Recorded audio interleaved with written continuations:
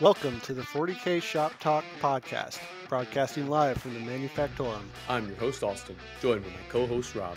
Join us as we talk shop about new codexes, units, army lists, and general strategies. If it's 40K related, you'll hear it here. All right, welcome. How you doing today, Rob? I'm doing good. How are you? Good, doing good. We have a massive show for today. Today we're going to go over the brand new Admech book, and boy, is it something. It is probably 60 solid pages of rules, and I'm not talking about like one rule, one picture. We're talking about every page is packed. There is half a dozen systems. We've got tons of units. We've got a lot to go into. So do you remember when Admech first came out? And I do. People would sit down at the table and like the Admech player would be like, all right, let me go over everything. And you'd be just like, you know what? Just, I'll believe you. I don't want to spend the next 30 minutes going over all your little rules. Yep. They didn't change. Nope. They still do that. I man. cannot believe just how many layers upon layers upon layers this army has. It's going to be a beast. I mean, I think Admech players are going to be ecstatic with this book.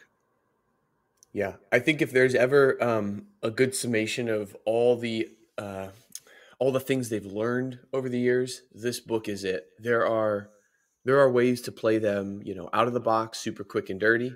There are ways to dig into this thing for hours. I mean, hours and hours of layers. So without further ado, I guess we should start to try to crack into this thing. So just as a preface, where Admech was before was basically you line up and shoot, and you stack up a ton of buffs, and we're talking old world buffs, so like full rerolls, bonuses to hit and damage and all that on one big block of, breachers or robots, and you just wash the board away. Then they got a little bit of a bonus to their mobility with like some infiltrating Cerberus hounds and some helicopters.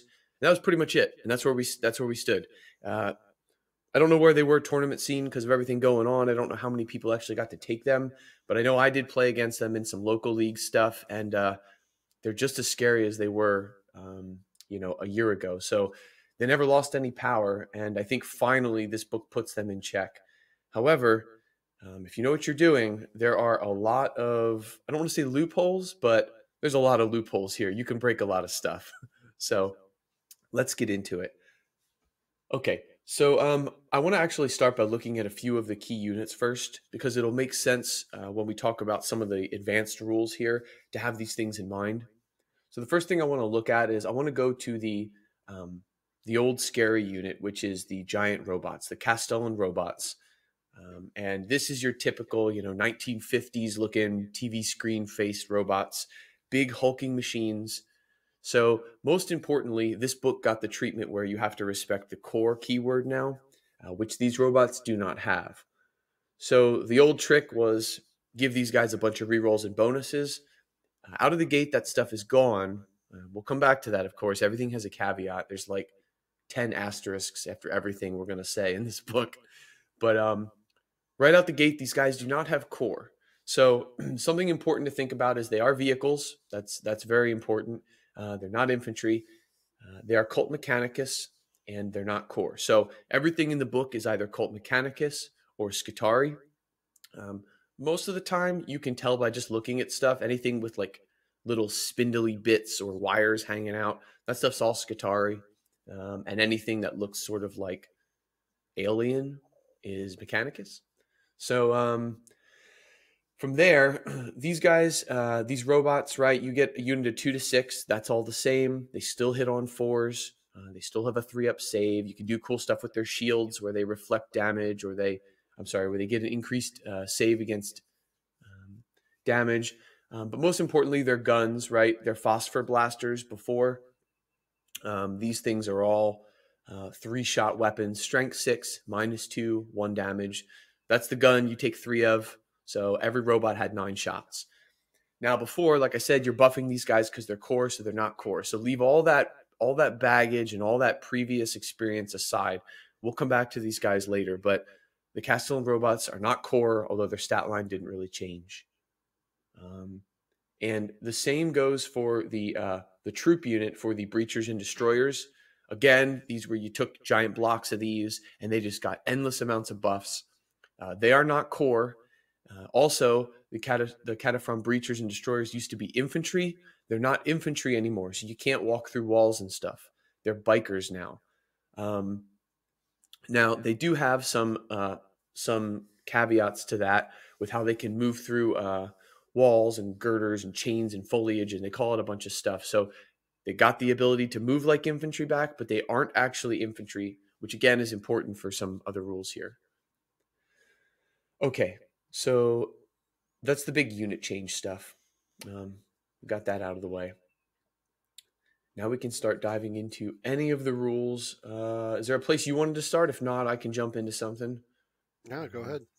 All right. So most of the time I start with strats because that's where you kind of, pick and choose which units are going to be the most bang for your buck. But this time I want to start at like the very beginning, and I want to talk about like abilities and all the stuff that starts to layer up. So let's start with your old Canticles of the Omnissiah. So this is that table that you used to talk about pregame where it's like, hey, at the beginning of the battle round, I'm going to roll a dice and there's a global rule that's in play. Basically what happens now is there is a table. So you do have, I think there's 6 still, and you basically pick one every turn, every battle round, and that's in effect. And next turn you pick a different one, and you basically go through the whole list of 6 or 5, right? One for each battle, and that's it. So it's simplified. Let's see. So I don't believe there's any rolling anymore. None of that stuff. So you just kind of pick, but you only get them once per game. So it's a one-off. Most of them stayed the same. You get like an ignore morale. You get light cover, which is Shroud Psalm. You get the Electromancer thing where you can sort of, it used to be where you used to deal like mortal wounds to people around you. This one has changed. It's now a -1 to hit in combat, so that's pretty good. There's a reroll one where you get like the old Salamander's treatment of rerolling a hit, a wound, and a damage. Again, could be really good on some multi-damage weapons. And I think one of the best ones, though, is new. Chant of the Remorseless Fist. This is the second one down the table, and it adds 1 to the strength characteristic in melee. So I think that's really interesting, actually, because there are some melee builds in this book that people may be overlooking at first. So we'll come back to that at some point. Yeah, and I just want to also point out, so they also got these Doctrina Imperatives. And I believe this is new, right? This is brand new. I think this is new too. I'm not a Admech player, but this does seem new to me. And this seems to be something that they do every turn in addition to your Canticle. So just to go through these really quickly, each one has like a bonus and a negative, and you can only use one each turn. You can never use the same one twice, and you don't have to use these either. So you can choose not to because one is a good and a bad. Yeah. So the first one is the Protector Imperative. It improves the ballistic skill characteristic of models unit by 1, but then also reduces weapon skill. So for like a turn, you can be like, we want to shoot better. Yeah. Very cool. The Conqueror's Imperative is the next one. So this one increases your weapon skill by 1, but then reduces your ballistic skill. So I could see doing that one like on a turn where you do your Chant of the Remorseless Fist. Oh yeah, now we're talking. Right? The Bulwark Imperative. So you improve your save characteristic by 1, but you reduce your movement by 3. So we're going to stand still and shoot, but not take as much damage. And then there's the Aggressor Imperative. So I can increase my movement by 3, but reduce my armor save by 1. So it's very interesting. I'm sure there's tons of combos and tons of specific moments you're going to want to use these with your Canticles. Yeah. And I mean, again, we're just layering on flexibility to this army. Yeah, absolutely. Already 2 tables that are squeezed into 1 page. This book is so dense, man. So yeah, so there you go. You've got your Canticles and your Doctrina Imperatives. I kind of think of these Doctrinas as like free strats in a way. That's how I've been trying to kind of like compartmentalize everything as I'm reading through this, because there's not a lot of restrictions on like how you can use and apply this stuff. Like under the abilities section of the rules here, it does say that if there is a Doctrina assembler model from your army on the battlefield, then you can select one of these. So you will have to bring a character which has that keyword, which I don't think is very difficult. The characters section of this book we could talk about for hours. But yeah, so there is a little caveat to that, whereas canticles are always applied, that's but you have to have the keyword. I believe that's call, that's tech priest. Yeah, I mean it's just don't lose your heroes, which you're not going to, but tech priest dominus. I mean there is some jank to it because you could be doing some reserve stuff where your characters aren't on the board. So there's some stuff to think about, but sure. Anyway. But again, I mean just at a quick glance, I think every single one of your characters has this. So as long as you have an HQ on the board, you're fine. Yep. Okay, cool.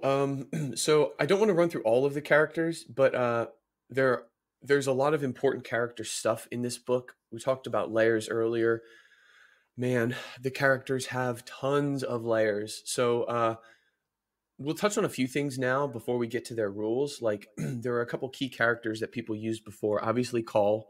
And Call was, the big daddy giving full rerolls when you shoot. So now, interesting enough, he gives all core units. Again, core is a big deal in this book now because you're going to lose a lot of innate benefits by cataphrons and robots not being core. But we'll come back to that. So Call does give, he says, he has a new rule, which is Lord of Mars. In your command phase, you can select a friendly Mars core unit, and that unit can reroll the hit roll. So he does still give, just like Chapter Master from the Marine book, 1 unit full rerolls, and everybody else around him in 6 inches is reroll hits of 1. So pretty badass still. I think he's still very, very good. Obviously, his weapons and his stat line is amazing. He's a monster. But yeah. Okay, so the next guy is the Manipulus. And this is kind of like the guy with the big robotic belly that's floating or almost floating. And he used to come in like some, I don't know, like a bookstore bundle or something. You couldn't even like buy him. Or maybe it was like a Kill Team box. It was a board game, I think, that was something kind strange. of put out like at Barnes and Nobles. I think that's the only place I've ever seen it. Yeah. It was weird that it was very strange. Okay. Maybe people at game stores got it, but none of my game stores got this box set in. I didn't know anything about it until I kind of just stumbled upon it. Yeah, okay. Yeah, so the Manipulus guy, right, before he basically like extended range of your already superior castle, so now your robots were destroying the whole field. His rules changed a little bit. I'll read it here. His galvanic field, select a Forge World core unit. So again, okay, no longer the robots within 9, and add 6 to the range, blah, blah, blah. Each time attack is made with one of those weapons, the AP is improved by 1. So, this guy's pretty good.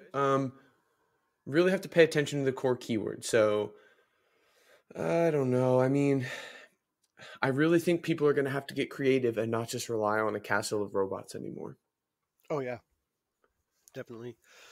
Okay, so what else we got here? There's a lot of characters that we can get into buffing up with traits. So there's a techno-archaeologist, which is basically like another version of a Cult Mechanicus warlord. Heals stuff, basically allows things to act differently if they are cataphrons. Like you can act as though you had the infantry keyword, which is interesting. The big thing I've been looking for is something that gives core to, units that aren't core, like the breachers or the cataphrons or the castellans. To my knowledge, I don't see anything in this book that actually does that. Now, I believe I heard rumors that there was a way. I just couldn't find it. So for the rest of this, we're going to talk as though you cannot make your breachers and your robots core. I just can't find it. So if it does exist somewhere, my apologies. Let me know in the comments. But I can't see it here. So anyway, so you got a techno-archaeologist. Again, a new Cult Mechanicus guy. One thing they did is if you're looking through the book, there are things that affect only Skitarii. And remember, Skitarii are like your spindly looking guys. Now, there is a new character, the Skitarii Marshal, and he is basically like your lieutenant. He gives reroll ones to Skitarii units within 6. But that's a new character. It looks to me like it might just be the HQ that you can build from the troop box. I don't know. Maybe it's a new model. But reroll ones for your Skitarii units is actually going to be really huge. And we'll see more about that later. So you do have a new Skitarii character, and especially because of the relics and warlord traits you can give these guys, this guy is going to be in every army. He is outstanding. Now, in regards to the characters themselves, I want to go to this page in here. It's a multi-page spread called Holy Orders. And at first I thought this was the wrong book. I thought this was a sister's book when I was reading this. It's like, what the heck, Holy Orders? Okay, so I'm going to read a lot of this just verbatim so people understand. But this is basically taking a generic character and you pay points to upgrade them. And then you get multiple tables of new abilities. So we're going way off the cliff here. We're all in. And we're not talking about Crusade or anything. This is just straight up, match play. This is a real thing. It's like when you upgrade Archon or a Succubus or your Apothecary, Chaplain, stuff like that. Except they leave it pretty open to kind of build how you want, which is interesting. For sure.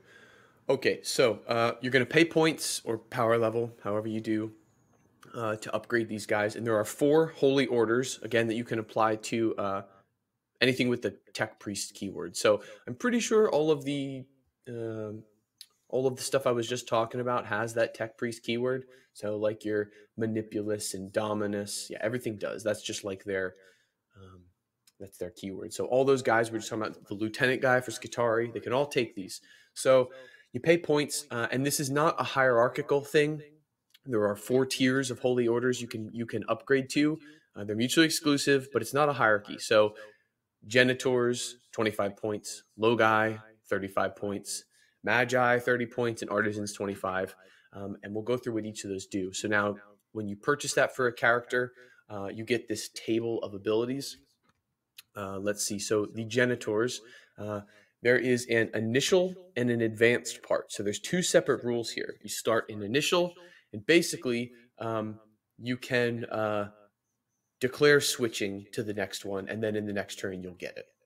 So the initial part for Genitors says in your command phase, if it's active, select a friendly core Cataphron Servitor unit within 6 inches. So here we are buffing those guys, a core unit or a Cataphron Servitor unit. And each time that model makes a melee attack, an unmodified hit roll of a 6 automatically wounds.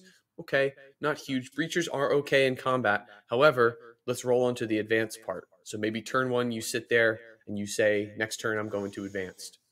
So here we go. So in your command phase, if it's active, select a friendly Cataphron Servitor or regular Servitor unit. Until the start of your next command phase, each time a model in that unit would lose a wound. On a 6, the wound is not lost. So 6 up, feel no pain on Cataphron Servitors. Not bad. I think we can do better, but that's Genitors. So into the Logi. I think this is probably one of the nastiest. Their initial part is you do have to select a core unit, but it's any Forge World core unit. So it can be Skitarii or Mechanicus. And each time an attack with an AP of 1 or 2 is allocated to a model in that unit, it's negated. So that's pretty good. Ignore AP 1 and 2. We've seen strats for that all over the place. In Sisters, we've seen tactics for that. Custodies, I think there's some Marine stuff. That's pretty good. So I don't want to sidetrack too much, but I don't remember exactly which Forge World it is, but isn't there one of them that has basically allows you to make one of your core units also basically have transhuman all the time? I believe so. I'm just thinking, like, you make a unit transhuman, now they ignore -1, -2 Ren, like, you could start making some stuff pretty durable. Yeah, for sure. Absolutely. There's also some strats for cover stuff. And we talked about, like, the canticles and the doctrina imperatives, doing stuff with armor saves and cover. We're gonna see some crazy stuff, like where you can you can have like 0+ breachers and all kinds of crazy shit. Anyway, so the second half of the Logi, whatever these call order, would be the advanced part, and this basically says select a friendly core Forge World or Cataphron servitors, which is awesome, within 6 until the start of the next command phase. Each time a model in that unit makes a ranged attack, you ignore cover. So that's pretty cool. So now you're giving ignore cover to something. So again, your servitors. That's pretty awesome. Magi is the next one. Their initial part is select a friendly core unit, Forge World core, and add 2 to the advanced rolls. Okay. Important to note, there are a lot of good core units in here that are like non-infantry. So your dragoons, your little flying raptor guys, those are all core units. So there's some neat stuff going on there. And the advanced part is, again, a Forge World core, so Mechanicus or Skitarii. And each time a model in that unit makes a ranged attack, an unmodified hit roll of a 6 scores an additional hit. Okay? Not bad. And then finally, Artisans. The initial part is, again, select a Forge World core or Cataphron servitors. And till the start of your next movement phase, that unit is eligible to charge and shoot in a turn in which it fell back. This is huge. Fall back with your breachers and shoot. This is huge. They are not vehicles. The robots are vehicles, so they can shoot in combat. But the breachers and the destroyers, they're not. They're bikers now, so they can't shoot in combat like that. This is massive. And each time a model in that unit makes a ranged attack, subtract 1 from the attack's hit rolls. So yes, you get a little bit of a negative there, but I think you take that. That's amazing. Their advanced part, let's see, till the start of your next command phase. This is for a Forge World core unit, so not those cataphrons. Each time a model in that unit makes a ranged attack, add 1 to the strength characteristic of that attack. This is pretty crazy. Now, I don't think like I said, you can't use this on the servitors that you were falling back and shooting with, but maybe a different guy has this and he's using it on something else. So 1 to the strength. Yeah, that's pretty crazy. So there's a lot of units in here that are core that get overlooked, but if you start stacking this stuff, you're really talking about some serious power. Yeah, holy orders. That's some pretty good stuff. Okay, there's another section in here about warlord traits and stuff via stratagems, and I wanted to touch on just one thing with this, the way that it's worded. I may have overlooked this in previous books, so I'm looking at the strats here that are called, like, how they have them all categorized. They're the requisition stratagem category, all the red labels, and it's basically like pregame stuff. You buy a warlord trait, you buy a relic. There's 4 or 5 in here, and they're all about purchasing relics and warlord traits and stuff. But you get 1 per like sub-faction here. So you get 1 for like Mechanicus stuff, and you get 1 for Skitarii stuff. So if you kind of balance out your list to have a little bit of Skitarii, maybe you have 2 Skitarii characters and 1 Mechanicus character, you can buy them all everything, which is actually really cool. And if you look at the wording very close to the end, it talks about you can use this stratagem once. Okay, we're used to that. Unless you're playing a strike force battle, which I'm pretty sure is 2,000 points, right? Correct. Yep. Then you can use it twice. Yeah. So this 2 is times. This is very similar to how they rolled Dracari cults and allowed you to basically take, witches and homunculi and the Cerebites all into like one umbrella, and then allow you to also kind of make each one of their individual leaders special, right? This is the same thing. So they're basically, I mean, as someone who's has some Admech stuff, like I didn't really care about Skitarii or like the Mars guys, because when they first came out, they were actually 2 separate books completely. I remember that. And then Oh you my just like gosh. allied them together, kind of. It was kind of a huge mess. And then they put them all under one umbrella, which everybody was really happy about. And now it seems like even though they're still under one umbrella, they've kind of differentiated. Hey, like Skitarii are very specific, and the Admech stuff is very specific. They work Yeah. together, but now we start looking like, honestly, most of the core stuff is pretty much Skitarii if you've kind of taken a look at it. Yeah, that's Like very true. all the other stuff, like the Cataphon destroyers, not core. Right. I mean, that's a big deal. There's a lot of stuff that I looked in here. I was like, there's a strat that allows you to like overcharge your plasma to 3 damage. You saw that, right? I saw that strat. Right. So you can overcharge your plasma to 3 damage. And I was like, oh man, that's so good. I can think of like just 6 Cataphon destroyers with the plasmas, right? Because Yeah. how many shots? D3 shots a piece now doing 3 damage. Like people love the Space Marine interceptor guys with the 2 plasma guns, right? So now these guys are doing 3 damage, and then I saw that exploding 6s on the advanced protocol, and I was like, oh no, this is going to be out of control. And then I looked, I was like, oh, they're not core, and I was actually kind of sad, but then I was kind of also thankful that this is not a thing. There's a lot of that. Now, we'll go back to the dogmas or whatever their Forge World traits are called later, but that's the right approach to thinking of this stuff. I mean, okay, so let's see. So we were talking about, so basically all of your characters are going to have relics and warlord traits. You're probably going to be buying them, these holy orders. Your characters are stacked. I think it's important to say if you're fighting this army, you need a way to eliminate their characters. There's a lot of times when like you're up against a Space Marine force and they have a 6 wound guy who's in cover with a 2-up save and he's giving reroll 1s. You kind of just ignore those characters. I mean, there's no way you're going to get to them, right? And if you kind of split your fire and you take a couple pot shots, it's all wasted energy.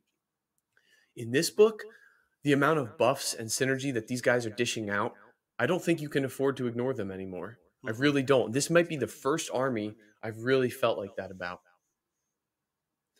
So yeah, well, and also a lot of their heroes are not too hard to kill. So you really need to start thinking, how do I deal with these? Armies that are sniper heavy are going to be pretty excited. It's crazy. It's scary. It's scary. And we haven't really gone into too much detail about builds, and we probably won't in this episode. And we'll probably jump into that maybe next time or something, because there is so much where you can basically stand and shoot, and you get a ton of bonuses or better armor, and it's just insane. And with how much shooting Admech already could do, and I believe it got better in this book. I think so too. It's crazy. But I think something, and maybe it's not undervalued here, but I'm thinking that there's definitely some really good ambushing melee builds in here. Yes. I would love to go into that build at some point for sure. Yeah. And then there's the Trixie build, which, did you see the stratagem for at the end of your turn you can remove one of the jump pack guys? I did. Yeah. So let's talk about that really quick. First off, I think that's a terrible strat. Maybe if it can only be used on one unit once a game.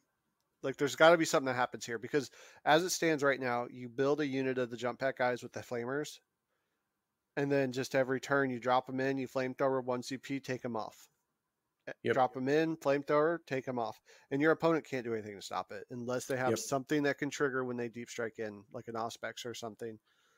So it's a cool strat, but oh boy, this probably needs to be limited to once a game per unit kind of thing, because like I said, as it stands, you could basically have an unkillable unit, which is going to be, I mean, just think about it. It's just going to drop down, sit on objective, maybe score some points, and then take off again, or get you your line breaker, just 2 of them.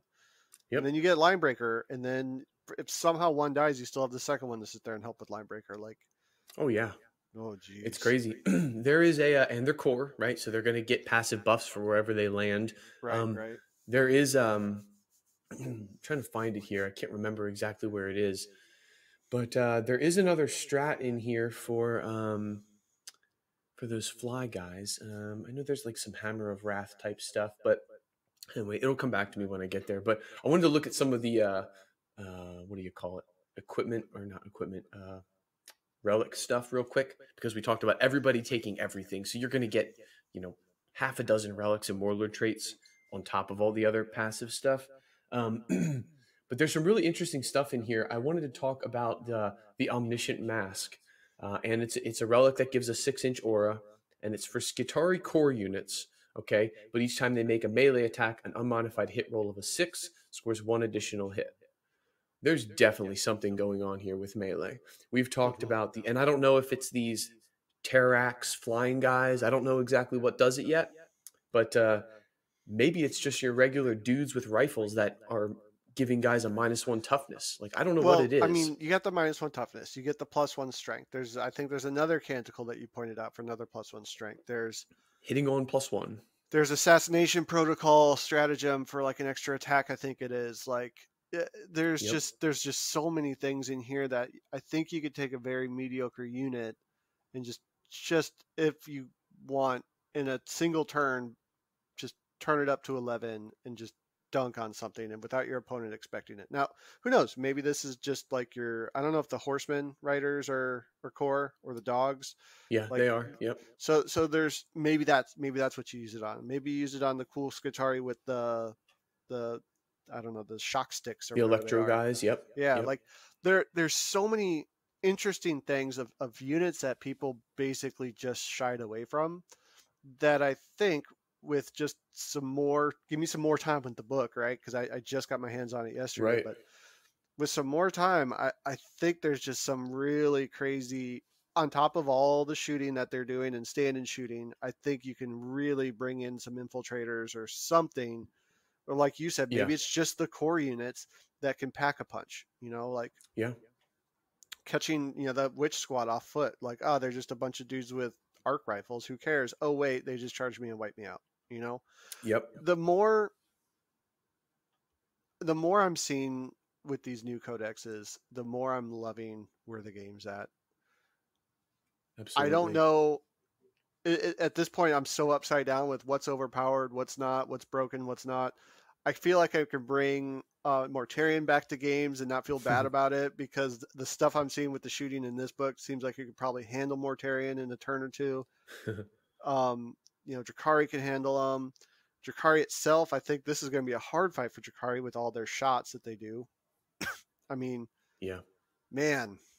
Oh, what a time to be playing. Now, that being said, I feel like they've completely taken a paradigm shift away from everyone should be able to sit down and throw army models on the table and play the game and have fun. Like, Space Marines do that pretty well.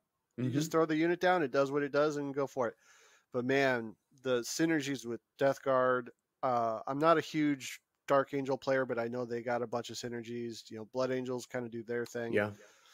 And now that we've seen Drakari and all of the stuff they bring, and then this army just, boy, if you like crunching numbers and spending time with a calculator and you think like a machine, this is the army for you, because you kind of have to think like a machine to be able to play this army, because there's just so many protocols and buffs and auras, and I love it. Yeah. Love it. Yeah, I do want to go through a couple more crunchy bits here real quick. We should probably do a part 2 where we pick like some list builds, like maybe we both kind of build like a separate tactic and dig into that. So maybe we'll save that. But there's a couple really cool things here to keep layering on, just in the generic sense. So there is a relic that someone will have, as a Skitarii Marshal, which is remember that lieutenant guy I talked about giving reroll 1s? There is a relic to give him also reroll hits. So he rerolls hits and wounds now of a 1. So that's incredible. You've got this really dirt cheap guy that's buffing Skitarii. That's amazing. You also have some really nasty melee weapons in here. Now, okay, these guys don't have as many attacks as a Space Marine captain, right? But some of them have 3 or 4 attacks. And you're talking about, there's a gauntlet. That's a strength 6 -3, 3 damage gauntlet. Make an additional attack, deal mortal wounds. That's pretty awesome. There's a massive axe that does 3 damage. I think what you're going to find is that these characters are so important to get rid of that if you can't shoot them because there's a lot of bodies around, or just a single vehicle, remember, a single vehicle will block a character from being targetable. So one robot left, one dune crawler, one tank, one helicopter, all that stuff blocks. If you can't get to these characters and you have to fight them in melee, I would venture to say that you probably spend these 1 CP strats pre-game to give all of your characters a nasty weapon in close combat. Because I mean, if you're running in with a Space Marine captain and you're punching with the power fist, you're hitting on 4s, or 3s, 4s if they use a strat in here, and you're trying to take these guys out and you miss and they make the 4 and 5 up invulnerables, they're swinging back with 4 attacks, hitting on 2s, 3 damage. They might kill you. Like there's some serious stuff to consider here with their characters just keeping their units safe. Anyway, I want to go through a couple more warlord traits that I thought were pretty cool. And again, most of this stuff is core related. Okay, so there's some Cult Mechanicus buffs in here for warlord traits where you reroll all hit rolls. That sounds pretty good to me. Again, there's some sneaky melee stuff in here with the tech priests or even the melee robots. Maybe that's a focus we get into at one point. Let's see. There's just a straight up, again, bonus to your strength and damage characteristic of a weapon. So we're talking about now a tech priest could have 4 attacks hitting on 2s, -3, 4 damage. That's insane. Like, good luck trying to charge in through the 20 core units that are giving you -1 toughness, and then this guy rolls up. Right. Jeez. Yeah. And you don't Pretty think of them as being like melee beat sticks, but they can, and they can put their hurt on, and I like it. Yeah. There is another cool one in here. The let's see here. It's the Cartogrammatist, and basically you select a Mechanicus core unit, and they gain the following ability: Orbital Teleportarium. Set them up and deep strike them on any Cult Mechanicus core unit. So here you see that we could drop a giant block of Electro Priests that shoot anywhere on the table now, 9 inches away. You used to have to put them in a 300-point Forge World drill and drop them and make sure there's a character. Like, no, I don't think so. Now you just show up. That's amazing. Yeah, so, it's tough with these Electro Priests too because they are scary in close combat. I don't know. Yeah, you drop them 9 inches. Maybe they get a charge off. There's so many other things in this army, though, that's a threat. That can you afford to stop shooting at some of these other things to shoot these Electro Priests that are, even if they're just deployed on the board and running across it? Can you afford to do that? I don't know. I don't know. That's a tough question. It's tough. For sure. And those are just the Mechanicus traits. Then again, there are the Skitarii warlord traits. Right. And you're giving all of your characters we haven't even talked about the chapter traits. Yeah, okay. So maybe we should transition there. Because there's some good chapter traits. Yeah, for sure. So really quick though, off the Skitarii trait list, there's ways to make things fight last. There's ways to make things fight first. Yeah, and it's the good fight last too, not the Yeah. Okay. Man. There's a lot. All right, let's go over the Forge Worlds because look, everybody's gonna want to know what's up here. There's like 7 Forge World plus build a Forge World, and honestly, I think there's some really good build a Forge Worlds in here too. Where do you want to start? You want to start with build your own? Or you want to start with the core 7? Let's start with the core 7.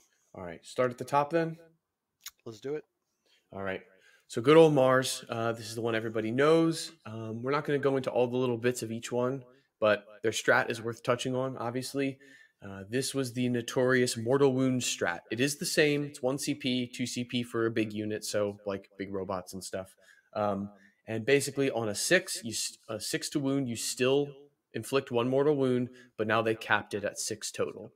So the robots, I believe, on average, used to put out something like 20 or 30 mortal wounds. Okay, now you're getting 6. We've seen this before in some flavor with some other books. I think this is a fair change. Let's see. I mean, for 1 CP, like come on, you're gonna guarantee your 6 mortal wounds. This strat literally reads 1 CP unit takes 6 mortal wounds. Mm-hmm. That's pretty damn good to me. Yep. Okay. And that's any Mars unit. So remember, that's not core. So that's why that still works. This is any Mars unit. So yeah, 1 CP, 6 mortal wounds. I'll take it. Yep, and then keep in mind like their basic stuff is that you can reroll 1 hit roll when resolving attacks for each unit, which is, boy, that's good. We know how good that is. And then in this one, maybe you can explain this one to me. It says Skitarii units with this dogma gain the Canticles of the Omnissiah ability. Is the Canticles of the Omnissiah a very specific one? Or are they just saying that all Skitarii, regardless of like being core, get it? Or what am I missing here? Or right, Canticles only apply to Admech stuff? What am I missing? Okay, so basically, Canticles of the Omnissiah is an ability that has to be listed on the unit's data sheet. So, for instance, Skitarii Vanguard have Canticles, a Dune Crawler has Canticles, but a Rust Stalker unit, while Skitarii does not have it innately. So this gives it to those things. So, yes, and the Canticles of the Omnissiah is what allows you to apply Canticles to those units. Yeah. So basically, Mars is better at applying these. Yep. It used to be because there used to be dice rolling and stuff, and you used to be able to like pick and choose and modify the result. I'm thankful it's much simpler, but yeah. So now your Rust Stalkers can pick the Canticle for +1 to hit in combat, which is pretty neat. Just wanted to check. No, it's good.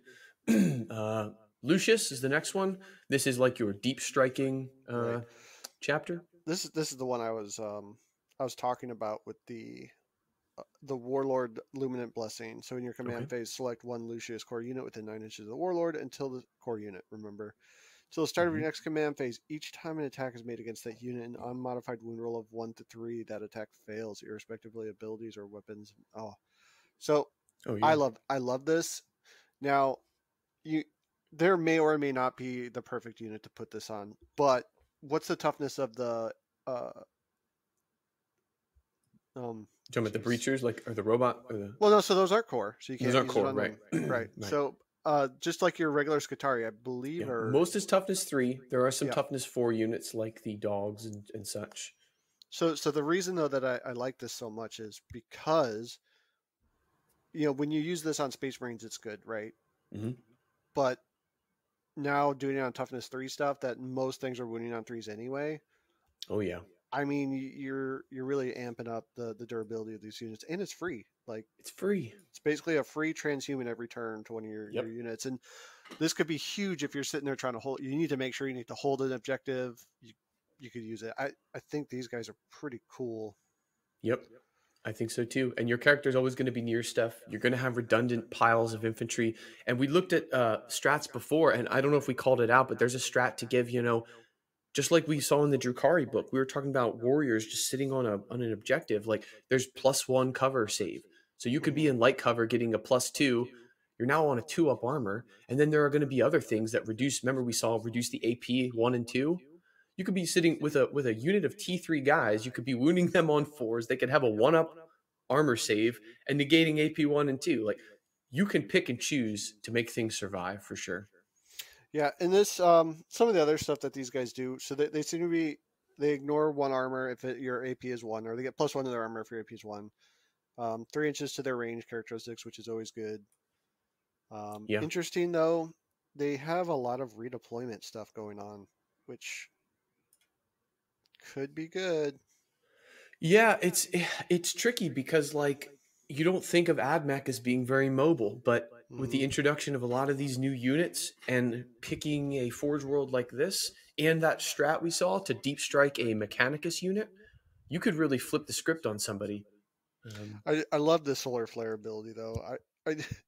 Oh yeah.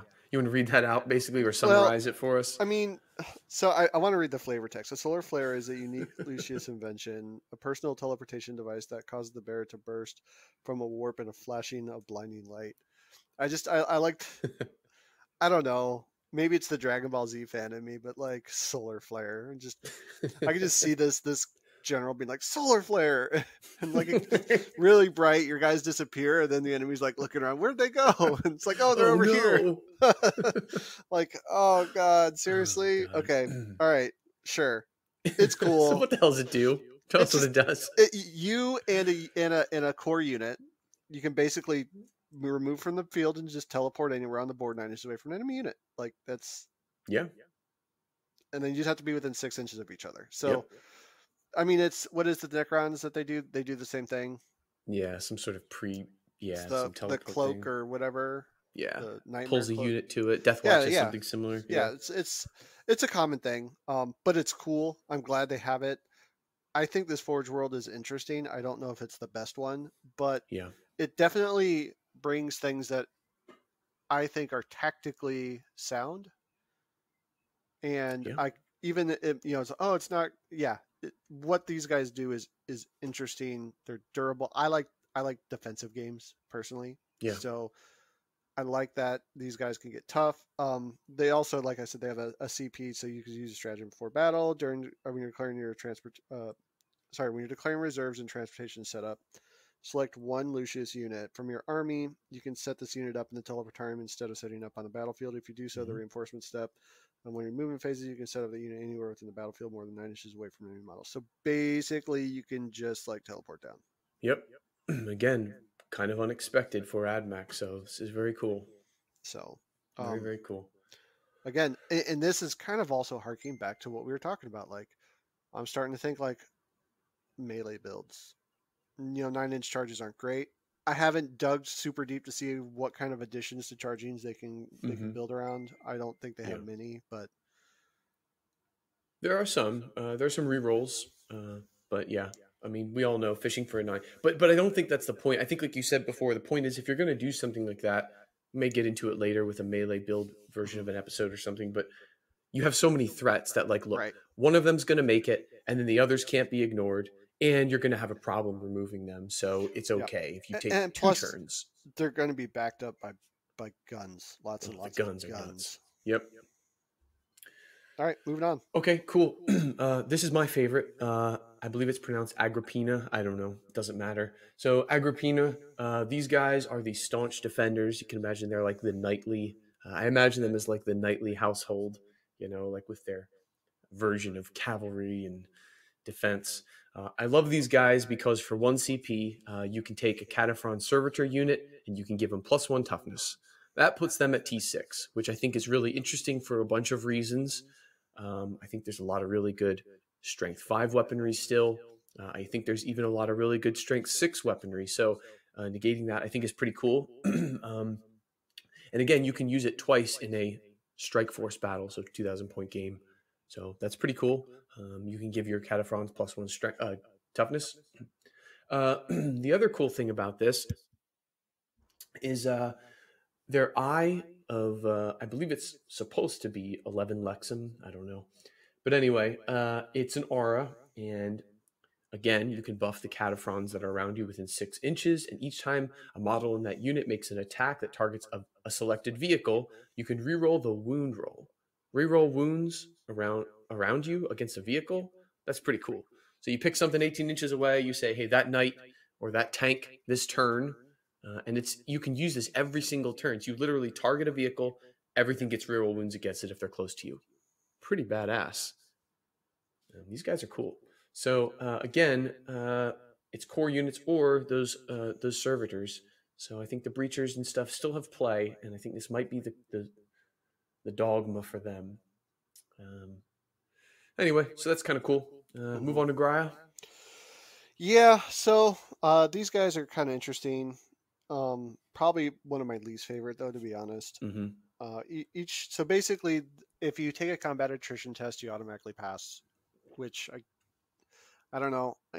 Games Workshop always complains that the battle shock phase means nothing, and then they always, at the beginning of a new edition, they always say, we've made the battle shock phase matter again. And then slowly but surely, they just introduce more and more things that completely ignore it. Yeah. So I guess this doesn't completely ignore it, as you will lose 1 model if you fail your test, but then that's it. You'll only ever lose 1. I guess that's okay. I don't know. I don't know if that's enough for me to be like, these guys are great. Their second ability, they ignore mortal wounds on a 5+. So not just, let me just double check. Yeah, okay. Because not just wounds. Right. It's mortal wounds. Yeah. So spells or anything that cause mortal wounds. So I don't know. It's good, not great. Yeah. I mean, is that really what you're worried about? I don't think so. Right. Their command ability is interesting, kind of maybe in like that melee build that we're talking about. This could Mm-hmm. you could see something here that can heroically intervene up to 6 inches, and you can make basically a unit around the core unit around the warlord be able to do this. Which, I can see uses for this. It's Yeah. not great. If someone really likes Graia, I think there's play here. I don't think I would choose it. Yeah, I Um, don't know. That's interesting because you could pull in the -1 toughness guys, right? You could pull in some sure, infantry that, yeah, maybe. maybe. Yeah, I mean, like I said, I mean, there's plays. I just don't know if Hmm. this is out of all the other ones. I don't know. Yeah. You get 3 inches to your bubble range for your auras. That's good. Yeah, I like that stuff. Yeah, that's always good. Yeah. And then actually, here's the one thing that I do like: the Steel Mind Iron Logic. It's a stratagem, 1 CP, and basically, if a psychic power is cast within 18 inches of one of your heroes, you can attempt to deny it on a 4+. Okay. I'll take that any So day. it That's great. doesn't. Yeah. Um, there's a lot of times that you really need to stop something from going off, and just 50-50 shot. That's pretty good. Yeah, for sure. Okay, I like that a lot. That's pretty cool, actually. And I like that it's not 12 inches. I think that these strats used to exist in some books, but it was always a 12-inch, which was useless because the Psyker was never Uh, that close. Personally, I'd like to see it larger than 18, but I'll take 18. Yep, fair enough. Okay, cool. That's Graya. Yep. So next Um, next is what used to kind of be one of the favorites. oh yeah. Let's So see. What do we got take it here? away. Styges 8, right? Is that what Yep, this is? Styges it 8. is. Okay, yeah. I believe these were the guys that used to infiltrate. So you They used to did, start dragoons in your face. Let's see what we got going on here. and they were the -1 to hit trait as well. Oh, you're right. Yep, you're Outside of right. 8 or outside 12 inches. Okay. I think it's very interesting what they did here. Go ahead and read it and Yeah, see what you sure. So think. each time a ranged attack targets a vehicle, excluding units with the core keyword, with this dogma, the attacker is more than 18 away, treated as having dense cover. Okay. Each time a ranged attack targets a unit, excluding vehicles, units without the core keyword, the attacker is more than 12 inches away, then the target is treated as having the benefit of dense cover. Okay, so they're just covering their bases. And then when you declare a charge, none of the targets of that charge can hold steady or set to defend. Interesting. So we talked. Was it last week? We talked about Yeah. terrain and how important terrain is and all that stuff, right? Mm-hmm. I like how they are using basically the terrain rules now instead of just Like if you're by 12 name? inches, if you're more than 12 inches away, it's just -1 to hit, right? Yeah. Yeah, for Because sure. That's really cool. what this does is a couple things, right? So it's still really good, and I believe dense cover is -1. I'm just double checking here. Yeah, let's see. Dense cover, yeah. Subtract 1 from all rolls made with the range if it's at least 3 inches tall. Yada yada. Does not apply to models when they're shooting through their own feature. No penalty for shooting aircraft. Okay, so basically what they're saying here is that if you are outside of 12 inches, you get the -1 to hit, right? Uh-huh. But there's one very important difference now. Models that ignore cover now ignore this. So the reason this is so huge is because I think this is a great change for the game. I would like to see all factions now use this new wording, because if this becomes the meta like it used to be and everyone starts going, oh, -1 to hit, -1 to hit, Mm-hmm. all people need to do is every book basically has a faction that ignores cover, benefits of cover. And so everybody basically has a built-in counter to stuff like this now. Yeah. So before, -1 to hit outside of 12, there's nothing you can do about it. You're always at Yeah. -1 to hit. Now, if you're always playing against -1 to hit and that's the meta, maybe people start looking at like Imperial Fists, who start ignoring the benefits of cover, stuff like that. And you could see this almost evolving, rotating meta shifts around army lists. And I think this is a great change for the game, and I love this change. Yeah, this is very cool. That's a good point. The use of making people integrate cover into their game, or I'm sorry, terrain rules into their games. That's really cool. Yeah. Cool. Okay.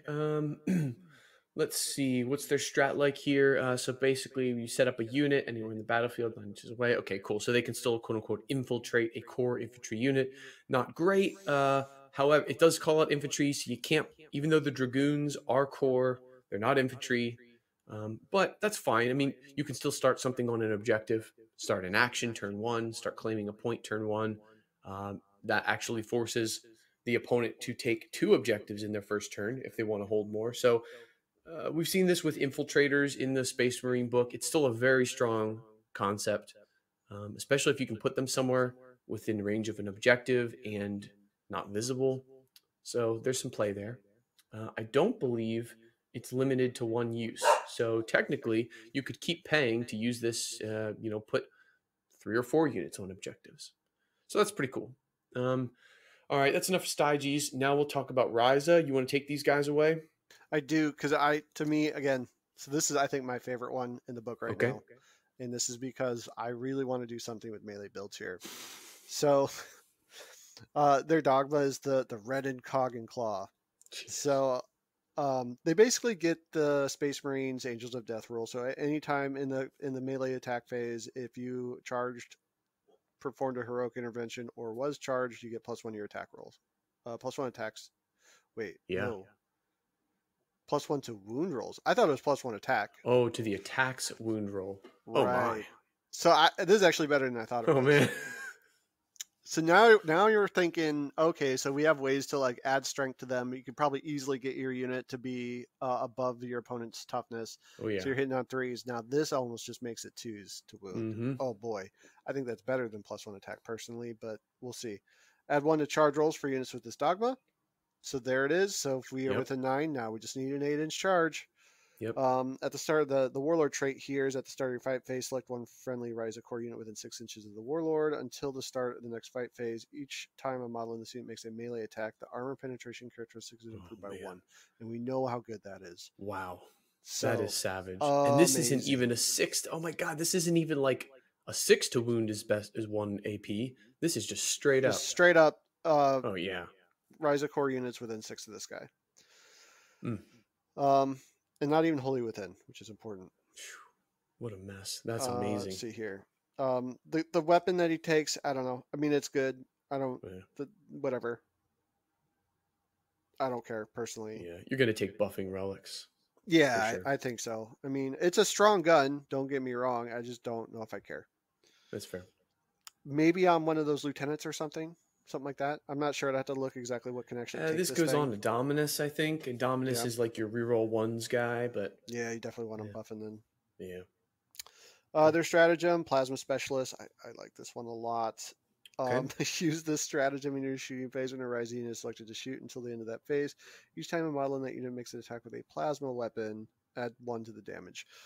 So I'm sorry, did you say damage? Yes, I did. So I don't. The only thing I really know that you can take plasma a bunch of is the breacher guys. Is it breachers? I don't know. The destroyers, the Cataphrons, the servitor guys, Yeah. I don't think any of the I don't know. Are there plasma upgrades? Well, the Vanguard, the Vanguard, which you will be taking because they give the -1 toughness aura. I think these guys are gold. They can, you can take an upgraded plasma caliber. Is it what, like 1 per 5 or 1 per 10 or? Yeah, it's like I don't know. It's like 2 per 10 or something like 2 per 5 or something. I don't know. Okay, I mean maybe there's something there. Honestly, I'd probably just drop like 6 destroyers and for sure and pop the Strat. It's 2 CP, so it's a little expensive, but +1. I mean they do 1 damage. You can basically do 2 damage without worrying about the ones to hit and like overheating and killing yourself, or you can just go all out and 3 damage, which wow. I like it. Now again, it's situational, but boy. Plasma Cavalier, here before select. Let's see. How many can take this? Each time I believe it's only 1 per 10. I know the unit size can get large. Like I think you can take 20 of these guys, but I think it's still just 1 per 10. I don't think you can game it. For every 10 miles in this unit, 1 Skitarii can replace his radium carbine with a Plasma Cavalier. Yeah, okay. So you're using it on the destroyers. You're going to use this on the destroyers. Or I don't know, is there any tanks that could use this? I don't know. I would have to dig around, or maybe even just like, can you give? Yeah, you can. So maybe just like a squad of 4 servitors, all with plasma cannons. Yeah, I mean that's true. I could see that too. Yeah, they're ballistic skill 5 though. That's garbage. But really, this house is, or this dogma is so strong because you're boosting your melee, and if you're running a melee army, you're probably only taking a couple shooty units, Well, and one of them could be a strong plasma unit. I mean, these guys are heavy D6. I thought they were D3. I was wrong. So 6 D6 shots. How many? Okay, so you're talking about the destroyers. So yeah, the squad is 3 to 6 destroyers, heavy D6 shots. Oof, Yeah. blast. Oh man. Okay, now hold on. There is an important change here. I'm catching up with you here. So when you supercharge these guys, you used to lose a model. Remember, the old wording for overcharge was like when you roll a 1, you lose a model. It is just 1 mortal wound.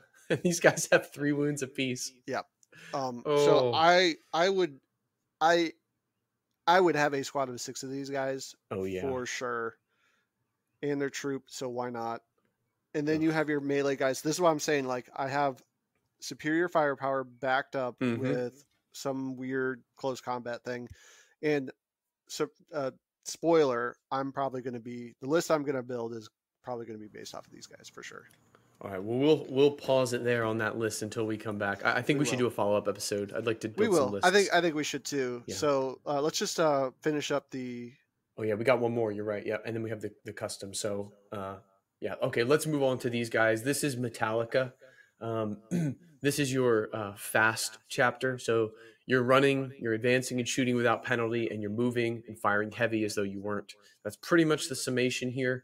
I think these guys have a lot of play. I always liked this sort of rule. I think advancing and shooting is really important in this game, especially if you're going like light infantry, like cavalry. Your mobility is going to be crazy. And especially on things like the giant dragoons, you can take, I don't know what they're called, the chicken walkers, right? You can take the dragoons, but with guns. And nobody really did that before because the lances were so strong. But if you can be walking around at full speed, firing your las cannons, there's even strats in here that say you can turn your heavy weapons to assault weapons for a turn. Yep. So now you take your dragoons, right? Or whatever the las cannon versions are, the multi-shot las cannon dragoons, you can... They're like Bellastars or something like that. Yeah. You can advance them, and they're fast, right? So you can completely advance these guys to another corner of the board and still fire all your guns. That's the kind of stuff I think this is going to really... right. And I believe Metallica is the Book of Rust, so I think they have a whole bunch of other stratagems and stuff that you can dip into from the expansion book. Yes, I think you're right. The other cool thing about these guys is their strat is this is very me. Maybe I'll dig into this as my list build. But they have a strat that when you shoot something, you can have its movement, right? Or you can turn off Overwatch. So you have one little unit over here that fires at something, and maybe one gun from that unit targets something else, and all of a sudden that unit is not overwatching and they're having the movement. I mean, come on. It's everything except for vehicles. You just stopped Mortarion. Yeah. That counters like my flamethrower build. Yeah. That counters a lot of stuff. It's crazy. All you have to do is target it. So if this unit of dragoons fires one cannon over at Mortarion, he's now moving half speed, and then you shoot the rest of the gun somewhere else. There's some play here. I like that a lot. So that's Metallica. Let's see. Build your own Forge World. Should we dig into this real quick? Let's see. The takeaway here is I think they've implemented a new system that you're going to see in most books going forward. The Marine book, we learned you can really game the system by combining things that should not be combined. So what they do is they put things in buckets here, and there are 4 or 5 buckets, and you get a primary bonus, and then you choose your secondary. So real quick, can I just say that the Metallica, their relic, did you look at that? Oh, dude. The adamantite arm. Yes. Times 3 strength, minus 3 AP, 4 damage. 4 damage. Yeah. And it's +1 to hit rolls. We'll come back to that. I want to do a list build around these guys. Only one weapon though can be fought with it. So whatever. I know. It's neat. Whatever. Yeah. Okay. I think that's cool. Let's talk about the custom. The build your forge. Yeah. So you pick a bucket, you get a primary. There's 5 options here, and then you can choose one of the 3 or 4 secondaries they provide that you add on. Right. So I'll just pick one, and then you can pick one. I'm going to go with the Data Horde Forge World. Okay. Your primary is each time a vehicle loses a wound. On a 6, it's not lost.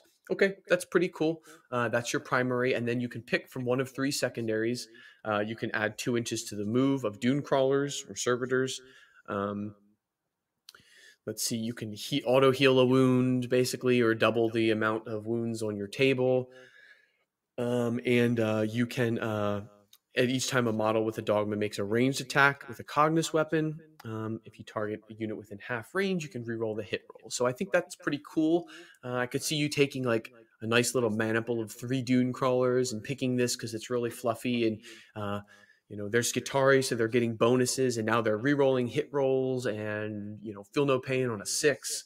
There's some play there. So this is like your vehicle, ranged attack build. Mm-hmm. What else? You want to pick a category here and go over one? Yeah, I mean, I'm just going to say the rad saturated Forge World because I like defensive builds. So each time, the primary is each time a ranged attack targets a core unit with this dogma, the attacker is more than 12 inches away. Subtract 1 from strength characteristics of that attack. Oh, man. I like it. I like it. That's good. And honestly, the secondaries, it's hard. It's a hard choice. I don't care about the Machine God's Chosen, so that's the one that ignores modifiers for attrition. Don't care. Extreme rad saturation aura. While enemy unit within 3 inches of this unit, subtract 1 from strength and toughness characteristics of models in that enemy unit. That's cool. So not only are they not hitting you as strong, they are also you're hitting them stronger. So to me, I like this build. It's going to keep your guys safe from long range fire, and then once you get up in close and personal, you're going to make them suffer in close combat. Wow, that's interesting too. The other one's really good too, though. Add 1 to strength characteristics, improve the armor penetration characteristics of 1 by radium weapons. Oh man, models with this dogma. So that is good if you want to take maybe a more of a shooting type of build. Yeah. But man, I like the Luminaries, Sufficient, and the Radiant Disciples. So those two, to me, I mean, it feels like I'm almost playing Death Guard at that point.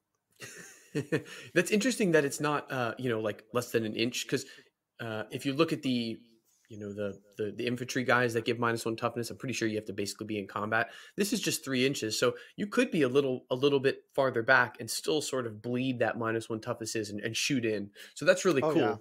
Yeah, I like that a lot. I like it. I like it a lot. And I think you mentioned that there's some stratagems to fall back and shoot. Maybe there's some play there too. Yeah, I think within 3 inches. For sure, that's really cool.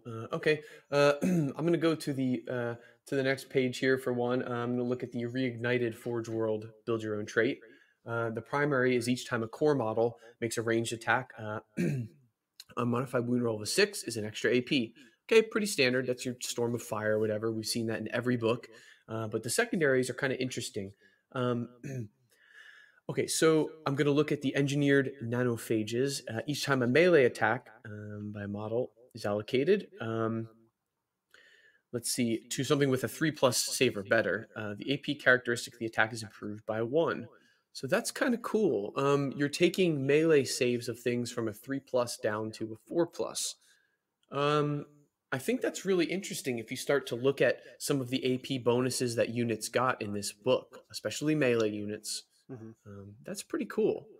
So it's not one of those like ignore AP 1 or 2 things. It's like the reverse of it, right? You're like constantly draining their AP or their armor save, which is interesting. It makes crappy units good. It makes good units even better.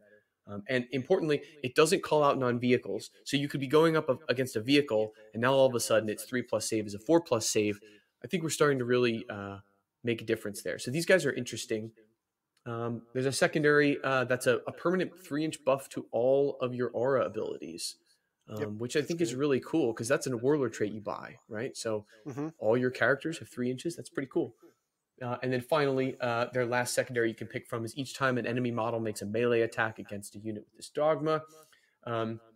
If that enemy made a charge move, heroic intervention, blah, blah, blah, subtract 1 from hit rolls. So Marines now charge you with an extra attack, but they're -1 to hit. I think that's pretty cool. Yeah, so these guys are an interesting overall Forge World choice. Yep. Technically the last one, because the other one, the slave system Forge World, basically just allows you to take like make up your own Forge World and just use one of the primary ones. Yeah, this is my Ryza successor or something. Right. Okay. So really the last one is the expansionist Forge World, which I think you would actually really like. So each time a unit with this dogma fights, if it made a charge move, charged or performed a heroic intervention, then until the fight is resolved, the armor penetration characteristics of melee weapons models in this unit are equipped with is improved by 1. So Yeah, +1 very to good. your armor pen. Man, this is something like you said, if you're just a regular core guys, you start buffing them up, they have this, man, they're going to start being kind of scary. And then I think their best secondary, I could see the forward operations. It's basically a free 3-inch move before the game starts, which could be huge for like your dogs or your chicken striders, things that are fast. It could be turn 1 charges. Right. But I like the secondary, the rugged explorers. So these guys, models in this unit do not suffer penalty to hit rolls incurred fire and heavy weapons in the same turn the unit moved. Models in this unit do not suffer penalties for fire and assault weapons in the same turn in advance. So it's very similar to the Metallica, but with the -1 rend on the charge, which I think is maybe better. Yeah, I think there's a lot of play there for sure. You get, it's interesting because you look at a dogma like Metallica, and there are units you want to take that don't quite fit. So maybe taking these, build your own Forge Worlds might work better for you if you like specific units. So I do think for the first time that these build your own traits have play in a book, and I think they did it in a really smart way where it's not going to be broken. So I think that that's really cool. Man, okay, so there's a lot of stuff here. The next step is definitely going to be doing some list building.